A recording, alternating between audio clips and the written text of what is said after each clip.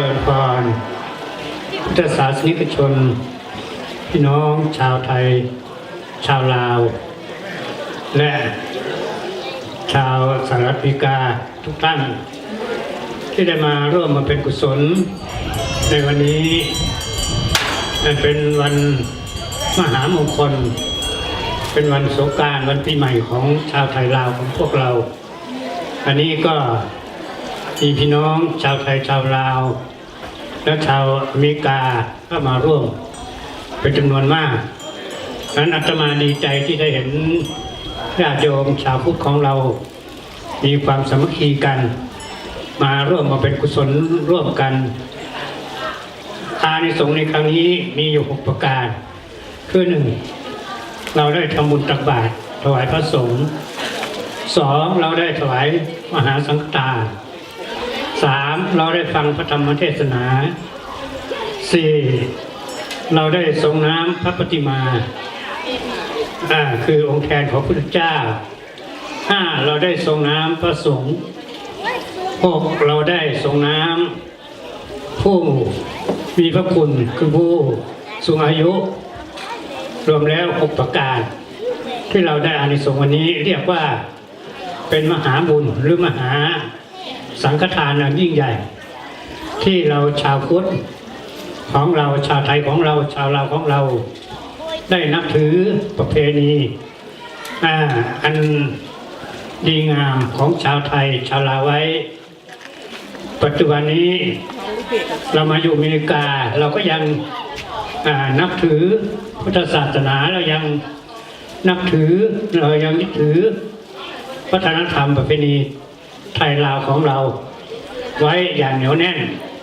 จะไม่เสื่อมคลายถ้าเราไม่รักษาวัฒนธรรมประเพณีนี้ไว้ลูกหลานของเราที่เกิดในอเมริกาเขาก็จะไม่รู้ว่าพุทธศาสนากับวันสำคัญทางพุทธศาสนาและวันสำคัญทางวัฒนธรรมของไทยเรามันแตกต่างกันอย่างไรขออนุโมทนาสาธุการในส่วนเจตนาของทุกท่านที่มาร่วมทำบุญทำกุศลวันนี้ขอให้ทุกท่านได้ประสบแต่ความสุขความเจริญ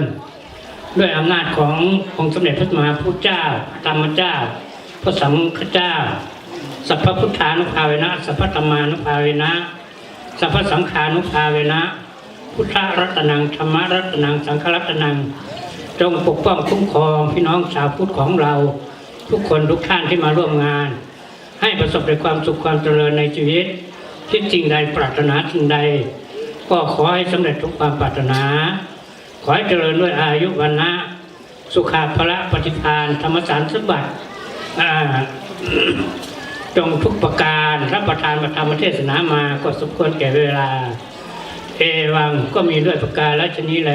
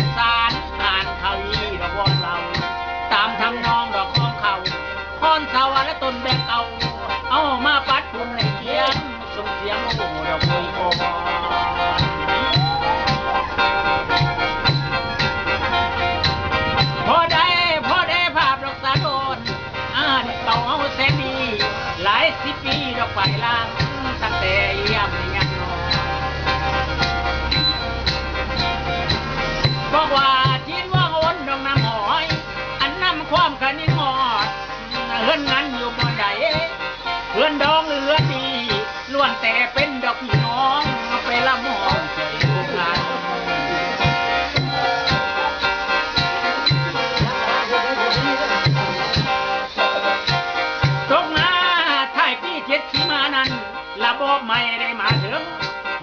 พวงภาษาลาวคืนสลองถูกแลนเตาน้อยนุ่งชุ่มดอกเซลหาวจัดประละเทิงซึ่งลำมวนอันวันกองแก้ดอกแห่หาวละวงเจ้าจืนคืนบ้าน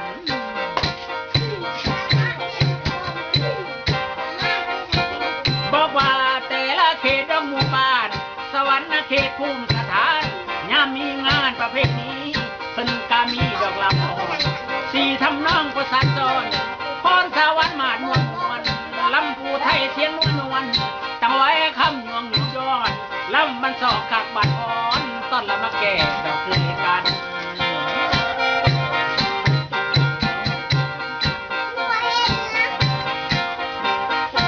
มวนเด้เด้อคนละครึ่งแม่นหนึ่งนั้น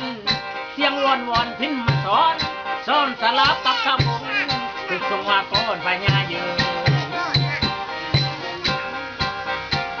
น้อยหนึ่งได้ยินเสียงดอกลำเตยลำปูไทยมาแววแววเพลงดีนั่นไม่ละเสียงของของแก้วเขาสอยซ่อนผมใส่ไม้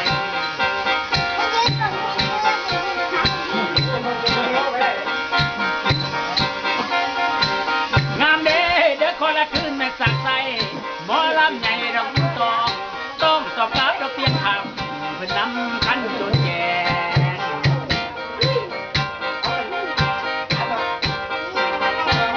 แพงเด้เสียงสู่ดงนองสาวขึ้นมาคำแก่มาทำสาวบัวคำพอดีจังว่าสาวเจ้าหน้าที่มานิวันเสียงโนลายงอนฟังแล้วงอนไป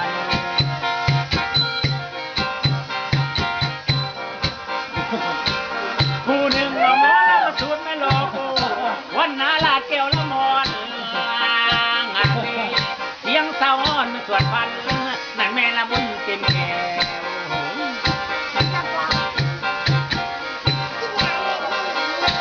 แพงหลายแถวสะขึ้นดอกดังเป็นหมอลำเพลงสัวคอยตอนนั้นหมอลำตาลหมอลำถังอันหมอลำสิงโตต่อยสมคิดแม่น้องน้อยเสียงหวานจ้อยใจพญา